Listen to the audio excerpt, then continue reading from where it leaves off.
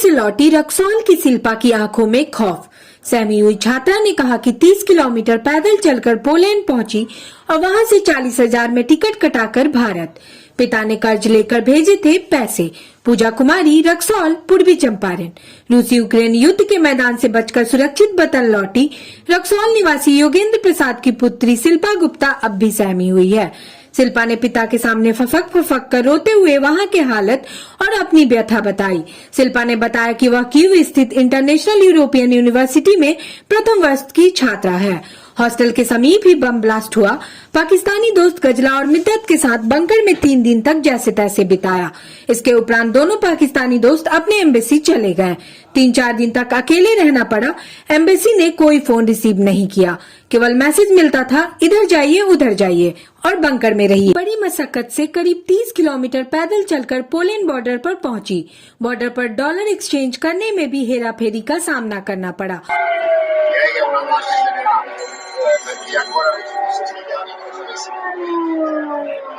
नाम है बाबू? मेरा नाम शिल्पा गुप्ता, घर रक्सौल बिहार। मैं फाइनली कल यहाँ पे घर पे पहुँची। मुझे बहुत खुशी हुई, जो कि वहाँ पे हालात 22 और 23 तारीख से शुरू हुआ था और मेरे साथ मेरे 2 रूममेट पाकिस्तानी फ्रेंड थे, जो कि एक पाकिस्तानी फ्रेंड चली गई थी और जो मेरे साथ थी उनके साथ हम निकले, जो कि बहुत खतरनाक ब्लास्ट हुआ था जो हमारे अपार्टमेंट के सामने हुआ था। फिर उसके बाद हम सुबह निकल गए 9 बजे के करीब में ट्रेन के लिए कि हमें लवीव जाना है। फिर हम लवीव के लिए निकले तो वहाँ पे ना मेट्रो थी ना टैक्सी थी, कुछ भी नहीं थी। बहुत महंगा हमने टैक्सी करवा के स्टेशन तक गए। फिर वहाँ पे इतनी लड़ाई हो रही थी, मारपीट हुई थी, हमने बहुत धक्के खाए थे, बहुत मार खाई है और ऐसा लग रहा था कि अब हमें वहीं पे मार देंगे। फिर इन्होंने फायरिंग की, हम अंडरग्राउंड में जाके छुप गए। फिर मुश्किल से 11 घंटे के बाद हमें ट्रेन मिली, वो भी अंदर नीचे मतलब बैठ के एकदम अजीब तरीके से हम लोग छुपकर फिर हमारा रूट था रोमानिया जाने का। फिर रोमानिया जाते जाते खार्किव में एयर अटैक हो रहा था। फिर ट्रेन रुक गई वहाँ पे 2 घंटे के करीब में। हमें चुप रहने के लिए बोल दिया, सायरन वगैरह सब कुछ बंद करके। फिर उसके बाद क्या हुआ कि इन्होंने लवीव के लिए ले गया, रूट पूरा बदल दिया। फिर लवीव से हमें पोलैंड बॉर्डर जाने के लिए लगभग 100 से 200 ग्रेविनाज लगते, तो हमें ऑटो वाला ने $300 लिया। फिर वहाँ से जाके उन्होंने हमें आधा रास्ता तक रोक दिया क्योंकि वहाँ पे ट्रैफिक बहुत था। फिर उन्होंने झूठ बोला लवीव वाले टैक्सी में कि यहाँ से 500 मीटर जाओ, वहाँ पे आपका मतलब पोलैंड बॉर्डर आ जाएगा। हम लोग 30 किलोमीटर चले और उसके बाद वहाँ पे ना खाने के लिए कुछ है ना पीने के लिए कुछ है। फिर हम चलते चलते गए, पोलैंड बॉर्डर आया ही नहीं। फिर लास्ट में देखा तो वहाँ पे रश लगी थी, कुछ वहाँ के आदमियों ने बोला कि इधर जाओ। फिर वहाँ पे गए तो वहाँ पे हम लोग कम से कम 11-12 घंटा हम लोग लाइन पे लगे। उसके बाद भी वो लोग इतना मार रहे थे, इतना फायरिंग कर रहे थे, हम लोग बच्चे भाग रहे थे, ना खाने के लिए ना पीने के लिए कोई सुविधा नहीं था। फिर हमने जितने मुश्किल से हो सके हम लोग बॉर्डर क्रॉस किया। मैं थी, मेरा रूममेट थी और उनका 2 फ्रेंड था, वो सारे पाकिस्तानी थी और मेरा कोई भी इंडियन फ्रेंड के साथ कांटेक्ट नहीं हो पाया। फिर हमने बॉर्डर क्रॉस किया। बॉर्डर क्रॉस करते ही पोलैंड बॉर्डर ने उन्होंने हमें ब्लैंकेट वगैरह दिया, खाने के लिए कुछ दिया, क्योंकि हमने 3 दिन से ना पानी पिया था, ना पानी ना खाने का कुछ अन गया था अंदर। फिर हमें बाहर निकलते ही उन्होंने कहा कि इंडियन एम्बेसी का पोलैंड बॉर्डर में है, आप लोग पोलैंड बॉर्डर जाइए। फिर हम पोलैंड बॉर्डर पहुंच गए तो मैंने वहाँ के आर्मी से पूछा कि कहाँ पे है यहाँ पे इंडियन एम्बेसी का कैंप, बताओ हमें जाना है। तो दे वाज लाइक की और अचानक मैसेज खोल के देखा कीव इंडियन एम्बेसी में, तो उन्होंने कहा कि पोलैंड बॉर्डर मत जाओ। तो फिर हम वापस नहीं जा सकते क्योंकि वहाँ पे बम ब्लास्ट हो रहा है। फिर वापस कैसे जाएं, क्योंकि आप लोगों ने पहले अपडेट दिया था कि हमें पोलैंड बॉर्डर एनी हाउ पहुँचो। फिर वहाँ पे गए तो वहाँ पे कोई फैसिलिटी नहीं थी। फिर हम अब पाकिस्तानी फ्रेंड चले गए, मैं अकेली बेबस हो गई। फिर वहाँ से मैंने पाकिस्तान गवर्नमेंट अपना कोई जहाज वगैरह भेजा था क्या? नहीं, उन लोग का भी अभी कोई अपडेट नहीं है, तो वो अपने पाकिस्तानी एम्बेसी का चले गए। मैं इंडियन एम्बेसी कांटेक्ट कर रही हूँ, वहाँ पे कोई रिस्पांस नहीं दे रहा। मैंने पोलैंड एम्बेसी कांटेक्ट किया, वहाँ पे कोई रिस्पांस नहीं है। लवीव एम्बेसी का एटलीस्ट मुझे कोई एक इंडियन फ्रेंड मिल जाए, कोई नहीं मिला। फिर वहाँ से एक टैक्सी फ्री करवा रहे थे, जो कि वार्सा सिटी है पोलैंड का। फिर मैंने वहाँ से फ्री टैक्सी में वार्सा सिटी गई, वहाँ पे एक होटल बुक किया, बहुत एक्सपेंसिव था, एक नाइट का $100 से $200 के करीब में था। फिर मैं रही, मुझे कुछ समझ नहीं आ रहा था। फिर मैंने पापा मम्मी को बोल के मुझे एनी हाउ फ्लाइट कराओ, मुझे यहाँ पे नहीं रहना। फिर उन्होंने 40,000 की फ़्लाइट करवाई, इतनी एक्सपेंसिव थी। फिर भी मैंने कहा नहीं पापा आप लोग करवा दो, जैसे भी मुझे आना, यहाँ पे नहीं रहा जा रहा। फिर वहाँ से मैं 3 बजे की फ़्लाइट थी पोलैंड से।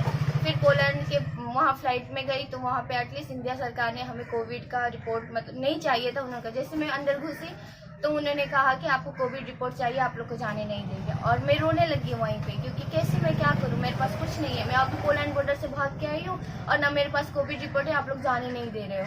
फिर मैंने वो कहा कि ये भारत सरकार ने हमें ये कोरोना रिपोर्ट का ज़रूरत नहीं है बोल के फिर उन्होंने एक हेड को बुलाया जो वहाँ के, तो उन्होंने कहा आप अकेली हो? हाँ मैं अकेली हूँ।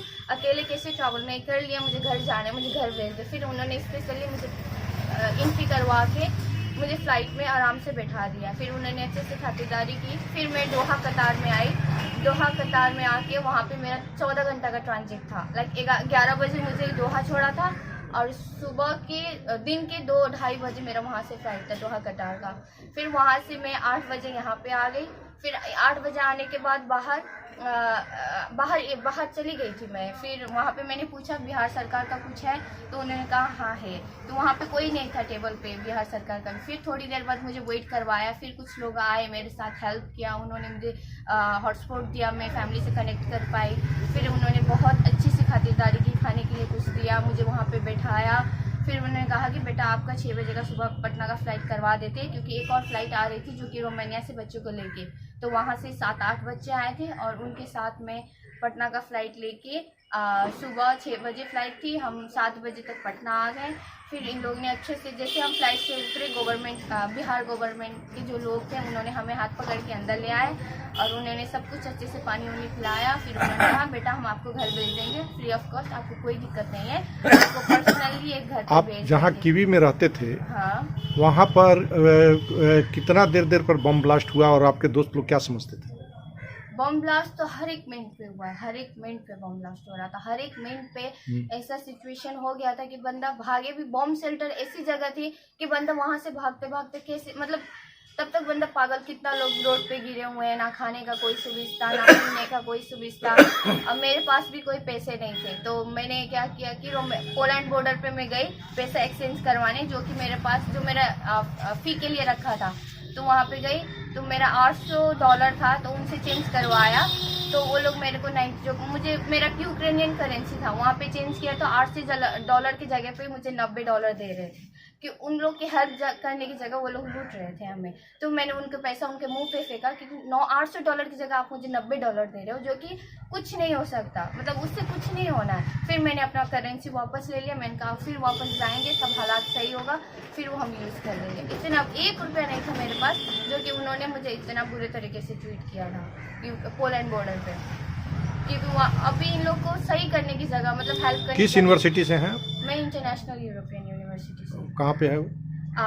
कीव में ही है, सिटी में ही है। वहाँ से मतलब मेट्रो लेके जाना पड़ता है, 2-3 मेट्रो उधर है। और जहाँ पोलैंड बॉर्डर था वो आपके कीवी से कितना किलोमीटर? कीव से बहुत ज़्यादा है। मतलब हमें लग गया था 24 घंटा लग गया था इस सिचुएशन में पहुँचने 24 से ज़्यादा। पैदल गए थे बॉर्डर पे? हाँ, बॉर्डर पे पैदल गए थे, लबीब तक हम गए। मतलब 24 घंटा पैदल चल करके तब बॉर्डर पहुँचे? बॉर्डर पहुँचने में हमें नहीं 24 घंटे नहीं, 8 से 9 घंटा पैदल चले हैं। 9 घंटा? हाँ, जो कि इन लोग ने 500 मीटर बोल के हमें चलवाया। इन्होंने 30-40 किलोमीटर चलवा दिया, जो कि भूखे पेट बंदा कुछ नहीं खाया। ऊपर से इतनी तेज धूप थी, ऊपर से ठंड थी, बहुत हालत खराब था। आपके बच्चे अभी आए हैं, आप लोग क्या फील कर रहे हैं? हमारा बच्चा आ गया तो हमारा तो ठीक ही हो गया, हमारा मन का शांति हो गया। जब तक नहीं आई थी उस समय बात नहीं हो पा रही थी, वहाँ पर तो घबराहट था ना, हमारा बच्चा कैसे आएगा, यही सब घबराहट था, पूरा चिंतित था। हम लोग 7 आदमी खाना भी नहीं खाए। तो आप ये खाना नहीं खा रही थी? आप घर में खाना नहीं खा रहे थे? हम भी खाना नहीं खा रहे थे। तभी जैसे ये सूचना दी रक्सौल पहुंच करके आज, तो उसके बाद से आपको? हाँ, उसके बाद से हम लोग हर्षित हो गए, शांति में आ गए।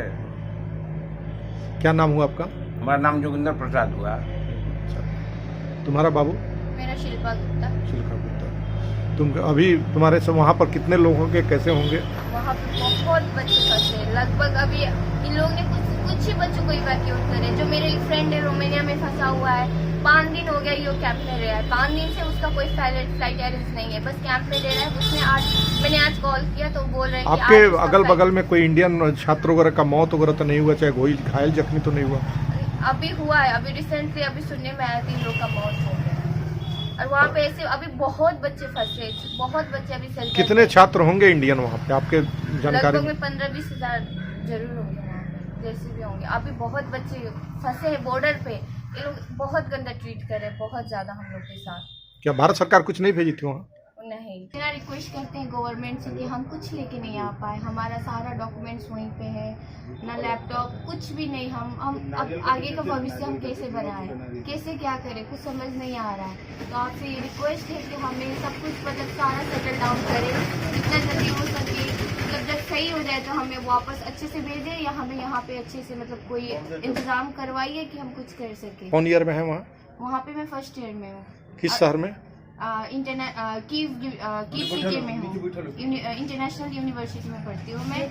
अभी फिलहाल हम लोग को डॉक्यूमेंट रिन्यू भी करवाना था, सब कुछ करवाना था, एडमिशन वगैरह सब कुछ, लेकिन अभी ऐसा सिचुएशन हो गया है कि हम कुछ नहीं कर पाए, हमारा सब कुछ वहीं पे रह गया है। बस अपना जान बचा के वहाँ से हम कैसे भी भाग आए। भारत सरकार ने बोला कि जितना बच्चा फंसा है उसको हम फ्री में पुगाएंगे गंगा अभियान से, और जब बच्चा आया है एयरपोर्ट में तो वहाँ बोल रहा है कि पैसा लगेगा।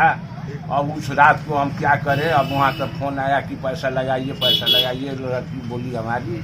उसके बाद में हम कहीं से जब हम कार करके उसको पैसा लगाए, तब उसको वहाँ पर फीस जमा, वो टिकट को पैसा जमा करके तब वहाँ से वो चली।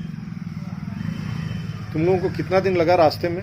मुझे 8 दिन लग गया घर पहुँच। बंकर के अगल बगल में जहाँ पर तुम लोग ठहरे थे बंकर में, वहाँ पर कोई बम्बार्डिंग वगैरह तो नहीं हुआ? कोई घटना उधर? बहुत बम्बारी हुआ। तिरंगा लेकर के निकलने पर वो अभी रिसेंटली हुआ है, अभी 2-3 दिन पहले जब ज्यादा सीरियस हो गया, जैसे खार्किव में बच्चों का यूनिवर्सिटी वगैरह उड़ा दिया, तो वो कहाँ रहेंगे। मतलब अभी रिसेंटली ये सब हुआ है, जब हम बोल रहे थे इंडियन एम्बेसी को कि हमें कुछ। आपके यहाँ से एयरपोर्ट कितना दूर है? हमारे वहाँ एयरपोर्ट 3 स्टेशन उधर है, जो पहला अटैक हुआ था एयरपोर्ट में हुआ था। मैंने आपके अगल बगल में एयरपोर्ट है कि थोड़ा दूर पे है? 3 स्टेशन उधर है, लगभग आधा घंटा लगता है, ज्यादा दूर। आधा घंटा। तो इसका मतलब है कि आप लोगों के अगल बगल में ब्लास्ट हुआ? बहुत सामने हुआ है, अगल बगल की बात छोड़िए, सामने हुआ है, जैसे हमने खुद देखा कि आज हम नहीं बचेंगे, ऐसा सिचुएशन था वहाँ पे। तमाम लेटेस्ट खबरों को सबसे पहले देखने के लिए सब्सक्राइब करें डिजिटल न्यूज़ 20।